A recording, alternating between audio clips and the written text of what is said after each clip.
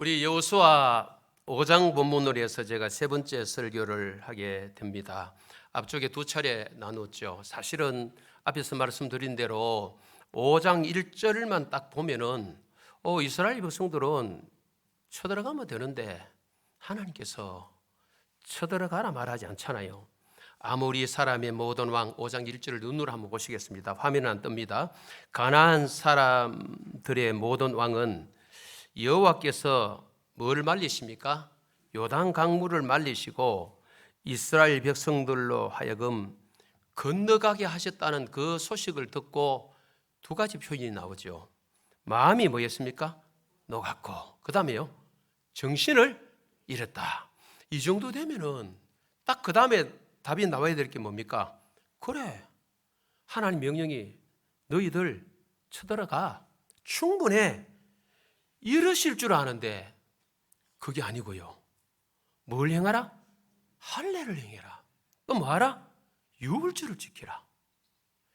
그래서 제가 이래 묵상하는 중에 우리 인생을 이 땅에 살다 보면은 너무 뻔한 길로만 인도하지 않는 것 같아요.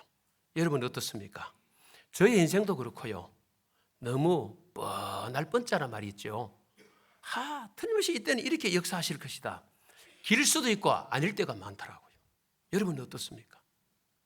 하나님은 이 정도 환경되고 이 정도 분위기 되면은 이렇게 하실 거야 하는데 하나님은 엉뚱시리 이런 말 있죠. 진짜 엉뚱스러운 하나님, 엉뚱스러운 하나님. 생각지도 않은 길로 인도하시는 거예요. 저는 저희의 사전에 목회하는 중에 교회 개척이라는 것은 꿈도 꾸지 않았습니다. 그러니까 생각도 하지 않았습니다. 전혀 아닙니다. 아버님의 성향을 받아서 적게 먹고 뭐 논다는 식으로, 진짜 옛날 어르신도 알죠? 적게 먹고 가는 똥이라 그랬어요. 똥 얘기해서 죄송합니다. 점심시간 끝났으니까요. 그런 가정에 돌다리라도 어떻게 해요? 두들겼어. 우리 밑에 동생 조영채 집사님이 약방을 기업할 때, 그죠? 약업사를 기업할 때 아버님이 엄청 별로였어요. 말아먹는다고. 도전하는 걸 엄청 힘들게 하셨어요. 도전하는 거. 진짜 안정적으로. 그런 집에 제가 태어났기 때문에 유교든 불교든 간에 성향 자체가 아버님의 성향이 제게 있어서 제가 도전하는 걸 굉장히 두려워합니다. 도전하는 걸.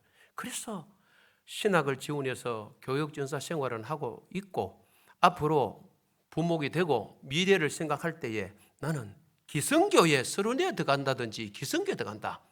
뭐 청빙 이런 건 말고요. 내가 콜 아니면은 뭡니까? 스카웃 이게 아니고요. 나는 그 정도 실력이 안 된다. 내 스스로 생각하고 나는 경정에서 서른어라도 들어갈 거다. 이 생각하고 있었지. 하나님은요. 개척이라는 개자 내게 사실은 주신 일이 없어요.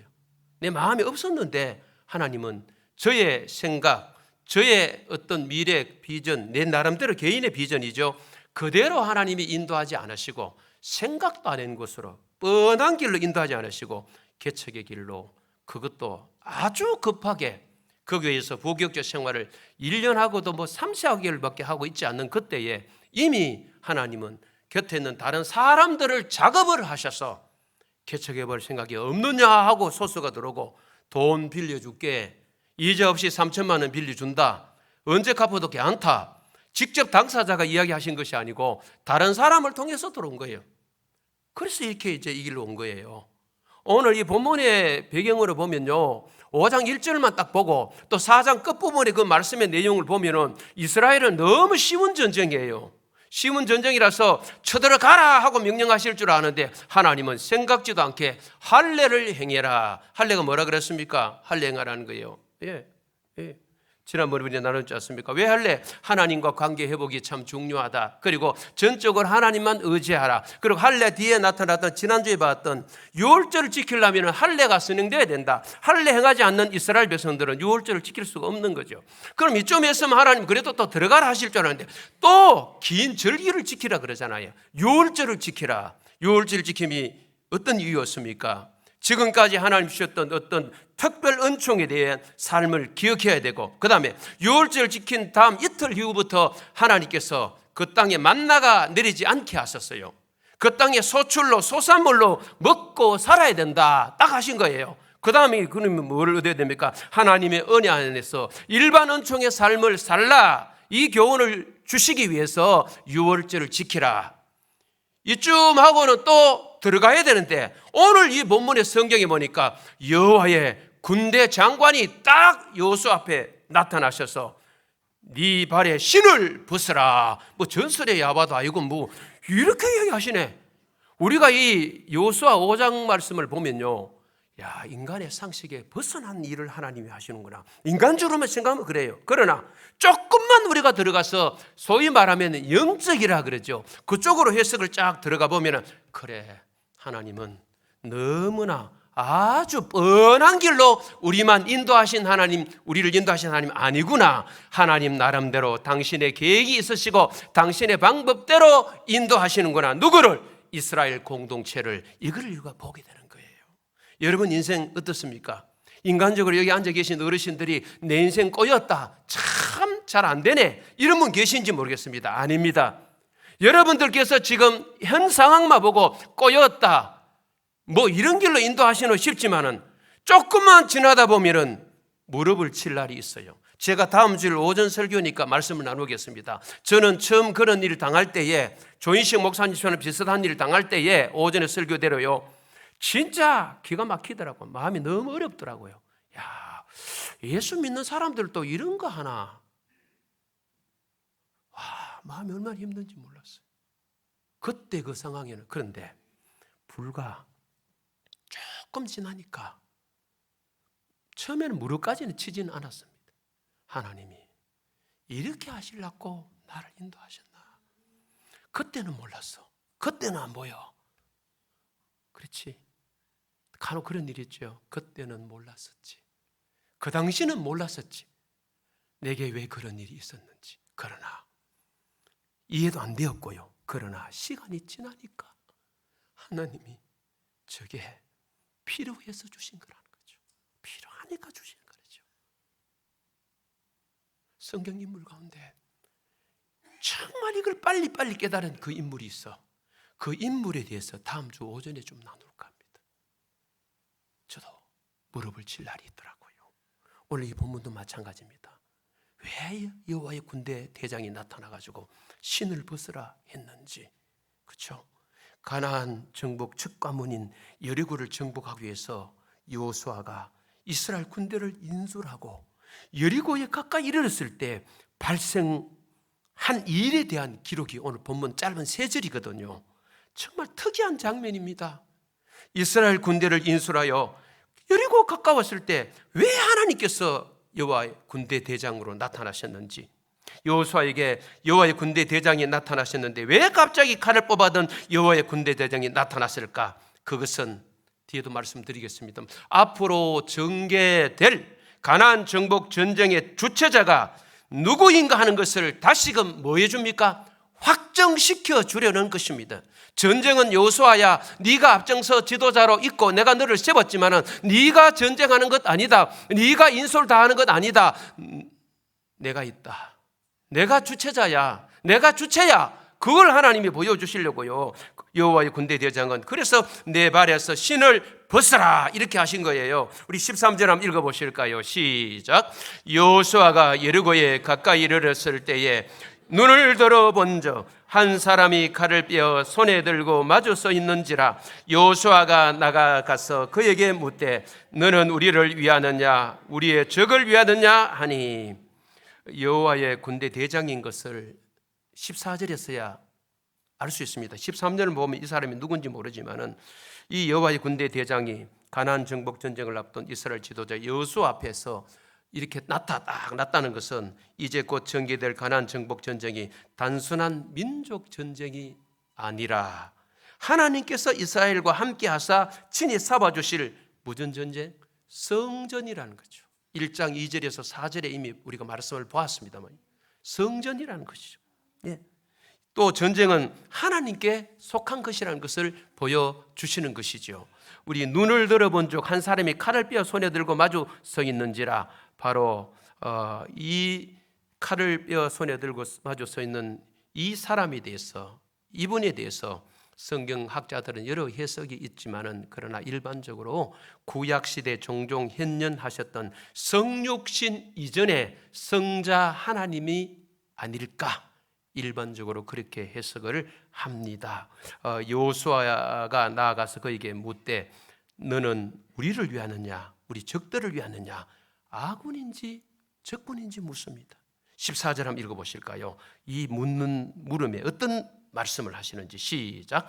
그가 이르되 아니라 나는 여호와의 군대 대장으로 지금 왔느니라 하는지라. 여호수아가 얼굴을 땅에 대고 엎드려 절하고 그에게 이르되 내 주여 종에게 무슨 말씀을 하려 하시나이까. 여기 여호와의 군대 대장, 군대 히브리어로는 차바라는 뜻인데, 이 차바는 종교적인 상황과 결부된 어떤 전쟁 행위를 가리키는데 사용되었는데, 동시에 레위인들이 회막에서 직무 수행할 때도 이 단어가 썼어요. 이 단어 차바, 그렇게 표현하죠. 이러한 사실은 이스라엘에게 있어서 전쟁은 신앙과 직결되는 행위로서 하나님을 위해 싸우는 거룩한 전쟁임을 보여주는 것이죠. 성전의 승리 역시 이스라엘 모든 군대의 대장이신 누가 들어가셔야 됩니까?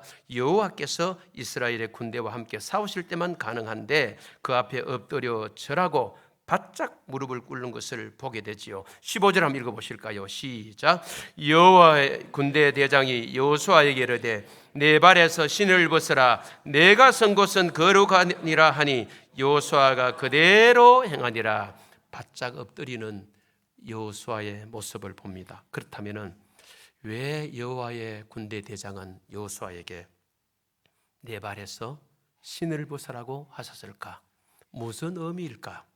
네 가지 정도로만 생각해 보겠습니다. 첫째는 권리를 포기하라. 한번 따라 보시죠. 권리를 포기하라. 한마디로 지휘권을 내어드리라. 여호와께, 군대 대장에게 내려놓는 거죠. 이스라엘 백성들이 율법 아래 신을 벗는 행위는 자기 권리, 주권을 포기하는 것을 뜻합니다. 그래서 눕기서에 잘 나타나 있습니다. 신을 벗는다는 것의 제일 중요한 개념은 모든 권리를 내려놓는다는 것입니다. 여호수아는 하나님이 자신을 돕기 위해 오신 것이 아니라 자신을 대신하여 지휘관이 되려고 오셨다는 사실을 깨달았습니다. 그렇지만은 200만 백성을 이끄는 지도자 여호수아가 그 지도권, 리더십을 내려놓기는 그렇게 만만한 일은 아닙니다. 양보하기가 쉬운 건 아닙니다. 그러나 여호수아에게 정말 중요한 것은 자신의 자존심이나 명예가 아니라 뭘까요? 이스라엘의 안녕입니다. 목사에게도 저는 마찬가지여야 한다고 생각합니다. 목사의 어떤 것이 아닌 교회의 평안. 아멘 하시기 바랍니다. 교회가 어떠해야 되느냐, 이게 너무 중요한 것 같아요. 여호수아가 하나님께 굴복하기를 거절했다면 이스라엘은 여리고 성이라는 거대한 상을 결코 돌파하지를 못했을 것입니다. 인생에서 가장 어려운 것 중에 하나는 자신의 무기력함을 인정하고 대의를 위해서 자신보다 탁월한 사람에게 자신의 자리를 양보하는 겁니다. 많은 지도자가 이 결단을 내리지 못한 채 끝까지 자기가 아니면 안 된다고 고집하다가 추한 모습을 보이며 큰 비격을 초래하는 경우가 많더라고요. 쉬운 것이 아닌 것 같아요. 내가 가진 자리라면 자리, 그 위치를, 그 공동체, 그 단체를 위해서 나보다 탁월한 사람에게 넘겨줄 수 있는 사람, 저는 이런 지도자, 이런 지도력이 참 좋은 것 같아요. 모세, 자기 자리 비워주기가 하나님 명령이지만은 쉬운 것 아닙니다. 쉬운 것 아닙니다. 제가 만약에 모세만큼 당연히 안 되겠지만 모세라면 하나님, 제 한 가지 잘못한 거 그거 무리바 물사건 그 가지고 하나님 뭐 그러십니까? 하나님 너무 쫀쫀하지 않습니까? 제가요 미디안 광야 40년 거쳐서 내가 깎이고 깎였고 그 뒤에 80세부터 120살 될 때까지 무려 40년간 광야 이 말 안 듣는 이스라엘 백성들을 내가 인도했는데 하나님 이거 제가 볼 때는 대수롭지 않은 것 같은데 이럴 수 있습니까? 하고 저 같으면은 따졌을 것 같아요. 여러분은 어떠신지 몰라도 그 가나안 땅에 내 하나 더 여준다고 땅 뭐 모자랍니까? 내 땅 몇 평 안 하면 됩니다. 나 이랬을 수 있을 것 같아. 근데 모세는요 민수기 27장에 너무 잘 나타나잖아요. 이설이 없습니다. 오히려 다음 지도자 차기 지도자를 걱정했고 그 다음에 뭡니까? 이스라엘 백성들을 목자 없는 양같이 하나님 내버려 두시겠습니까? 이렇게 나오는 거야. 야, 참 배울 만하다. 본받을 만한 지도자다. 2주 전에 저희 교회에 김남순 소장이라는 분이 오셨습니다. 오전 예배 참석 후에 당회원들과 교제 시에 장로님들도 들으시고 저도 듣고 우리 동사 목사님도 들었습니다만 참 잘 볼 수 없는 감명 깊은 광경을 봤습니다. 담임 목사가 오전 강단 비워주고 앞자리에 앉아 예배 드리다가 학습 세례식 인도하려고 앞에 나가고 동사 목사는 자리 비워주고 이런 모습 보기가 쉽지 않는 장면이었습니다. 목사님 너무 은혜스러웠습니다. 저는 잘난 구석은 없지만은 부흥에 누군가 인도하시고 오후에 헌신 예배 오시면은 저 자리는 어딘지 알지요. 오래된 교인들은 저는 뒤에 저기 서가 있지 않습니다. 동사 목사님 오시고부터 부흥회 할 때 제가 제 자리가 여기가 아닌 것 같아요. 저 뒤에 서가 있지. 왜 그럴까요? 나도 예배를 잘 드려야 되기 때문에 그렇습니다. 그렇다고 뒤에 계신 분이 예배 잘 못 드리는 이 뜻은 아닙니다. 저는 뒤에 서니까 앞에 사람이 의식이 자꾸 되더라고요. 뒷꼭지 의식 되고 옷에 뭐든 틀어주고 싶고 머리는 일 만져주고 싶고 남자 같으면 자꾸 신경이 쓰이는 거야. 신방 갔어도 성격이 못 돼가지고 별나가지고 카렌다만 삐딱해도 앉았다 일나가지고 바로 잡아주고 시계 없으면 그런 시계 없겠죠. 사각시계 동그란 시계 12부터 일자로 6자까지 맞아야 되는데 이렇게 돌아가면 올라가가 이런 성격이기 때문에 저는 뒤에 있어가 더더욱 안 되는 거죠. 혹시 앞 사람 쳐다보고 은혜 받을까 봐 반대만 될 수 있죠. 은혜가 안 될 수도 있겠죠. 그렇죠? 그래서 이 자리에 그거 한 가지. 두 번째는 지도자로서 나는 본을 좀 보이는 게 좋겠다. 그것도 있어요. 그러니까 이분이 볼 때는 특이한 광경이었던가 봐. 전국의 교회를 다녀보는데 이런 경우는 잘 없다는 거죠. 그것도 마침 그날따라 학습 세례식이 있으니까 담임 목사님 올라오시겠습니다. 인심을 자리를 비워주고 내가 또 하고 또 목사님 내가 내려가면 목사님이 또 하시고 이게 얼마나 아름다웠냐는 거죠. 그렇죠? 예, 아름다웠냐는 거죠. 여러분 우리 본문에서 하나님의 사람 여호수아는 훌륭한 결단을 내립니다. 여호와의 군대 대장 앞에 무릎을 꿇고 지휘관을 어떤 지휘권을 깨끗이 양도합니다. 이때가 리더의 가장 위대한 순간이 아닌가 저는 그렇게 개인적으로 생각해 봅니다. 제가 카이로스라는 단어를 들어 썼었죠. 우리 처음 제가 이 사역을 내려놓을 때 여러분 자연적으로 흘러가는 시간을 크로노스라 그럽니다. 헬라어로. 우리는 그 시간에 묶여 사는 사람들이 사실은 아닙니다. 적어도 하나님의 주권을 인정한다 그러고 하나님의 때를 따라 산다는 사람들은요 카이로스에 묶여야 됩니다. 하나님의 시간에 묶여야 됩니다. 흘러가는 시간에 묶여 살아가고 내 하고 싶은 대로 다 하는 것은 일반 자연인들, 불신자들이 다 그렇게 가고 있잖아요. 내 기분 내키는 대로 살고 내 하고 싶으면 하고 하기 싫으면 안 하고 이러잖아요. 우리는요 적어도 예수 믿고 성숙한 여러분들이라시면은 카이로스에 묶여야 돼요. 하나님의 때가 언제입니까? 그때에 제가 하겠습니다. 그때가 되면 내려놓으라면 제가 내려놓겠습니다. 이게 저는 그 하나님의 주권적 섭리 앞에 반응하는 자의 모습이 아닌가. 그 하나님이 주권 하는데 우리는 하나님의 주권은 다 제쳐버리고 저와 여러분의 주권을 따라 살아가는 거예요. 하나님의 뜻 우리가 하는데 사실은 뭡니까? 하나님의 뜻에 우리가 부합하고 맞추는 게 아니고 내 뜻에 하나님의 뜻을 자꾸 집어넣는 거죠. 그러면서 하나님 뜻이라 그러잖아요. 우리는. 그죠? 사실 그럴 때 있습니까? 없습니까? 있어요. 사실 있어요. 그게 다 뭐라고요? 욕심이에요. 그래서 연세 드시면은 노욕을 조심하라 그러더라고요. 우리 교회 가정사역 하시는 이번 목사님 한 3-4차례 오신 것 같아요. 그분이 제가 아까 읽었던 이 글을 페이스북에 올렸던데 이분이 댓글을 달았더라고요. 목사님, 제가 나가는 교회 아닌 우리 장이 나가는 교회 목사님께서 93세까지 하셨대요. 교회 이름은 그분 안 밝혔더라고요. 이게 가능한 일입니까? 제 페이스북에서 93. 그래서 그분이 제가 잘 다 기억은 못, 이게 노욕이 아니겠습니까? 앞에 우리 어르신들 앉아 계시는데요. 연세가 드시면은 노욕이 생길 수 있어요. 저도 그렇고 여러분도 그렇고. 그래서 자리도 끼일 때 끼시고 빠질 때 빠지시고.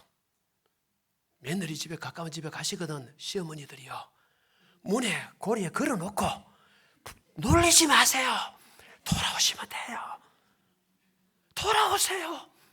야야 마노 뭐 하든 두고 꽉 설거지 차있더라도 포착하고 들어가시면은 그래 나는 간대 너가 살림 네 살을 해 하고 오는 게 최고 좋고 물건보다 더 좋은 거는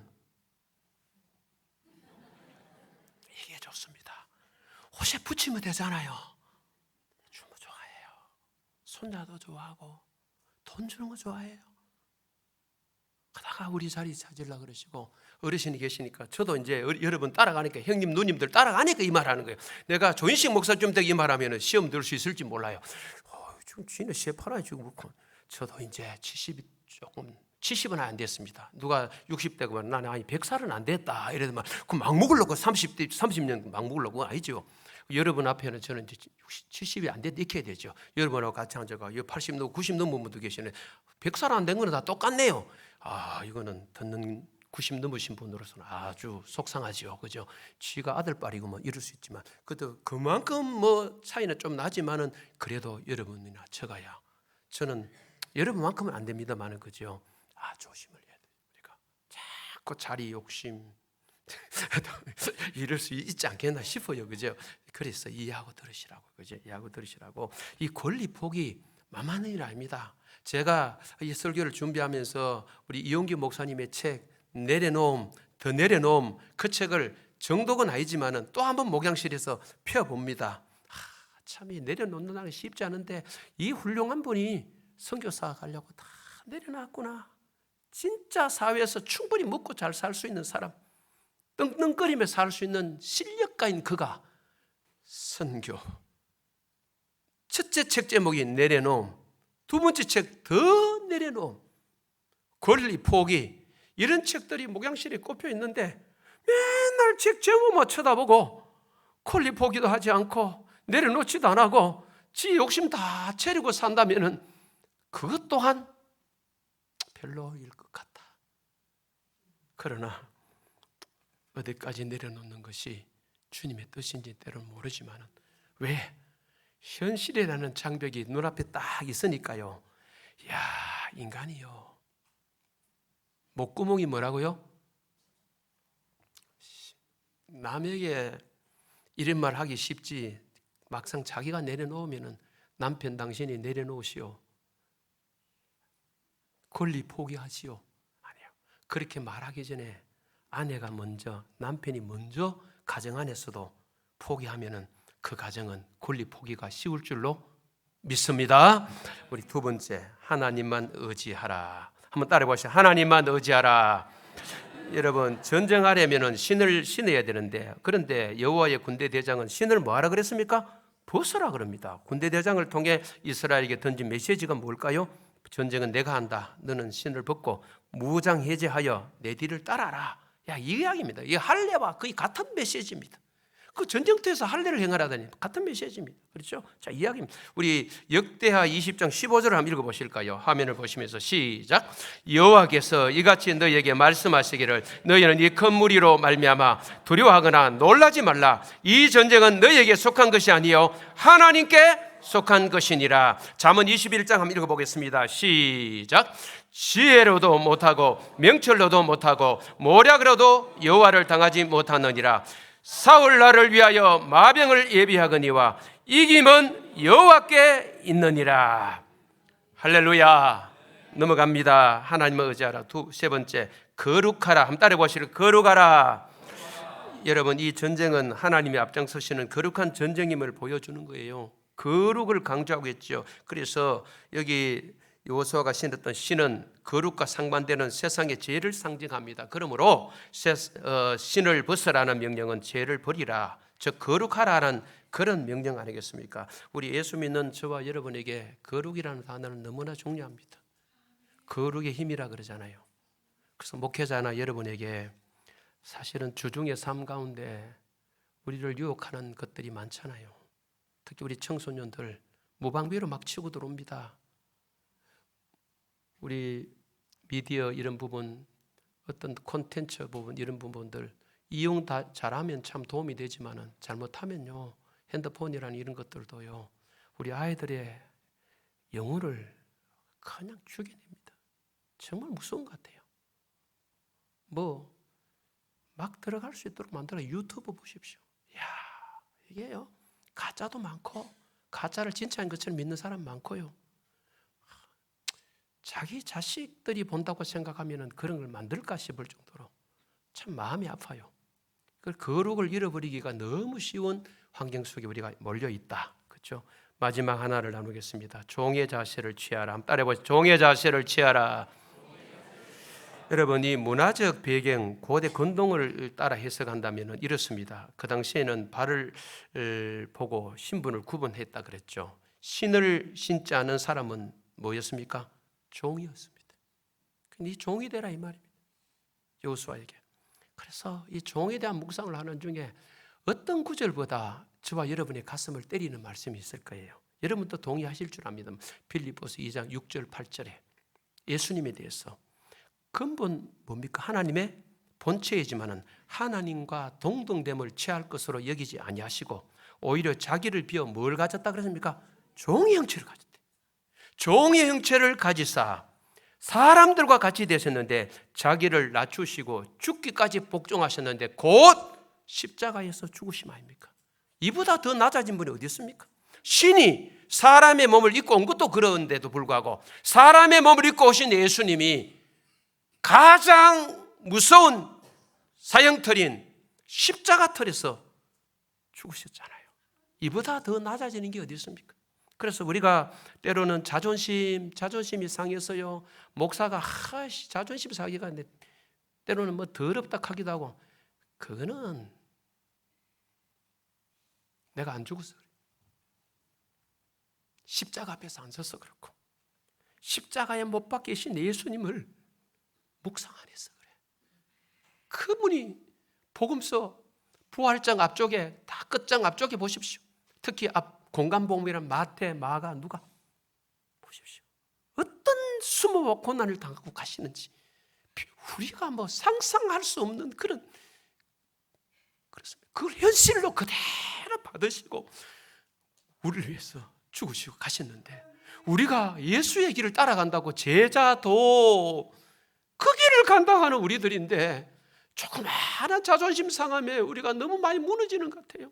다 무너지고 또 무너져서 저와 여러분 울분을 토할 때 너무 많잖아요, 그죠? 그래 가슴 아파요.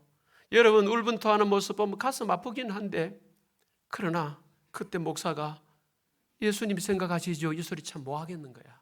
너무 힘들어 하시는데.